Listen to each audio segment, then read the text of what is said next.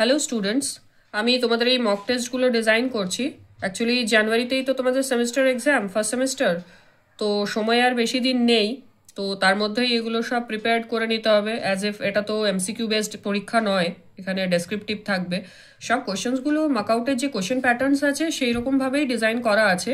So আমি একটাই জিনিস সাজেস্ট করব যে তোমরা খাতা পেন নিয়ে বসে কোয়েশ্চেন্সগুলো সলভ করো, তাহলে তোমাদের পক্ষেই সুবিধা হবে, কি তোমরা কতটা কি করতে পারছো সেটা বুঝতে পারবে।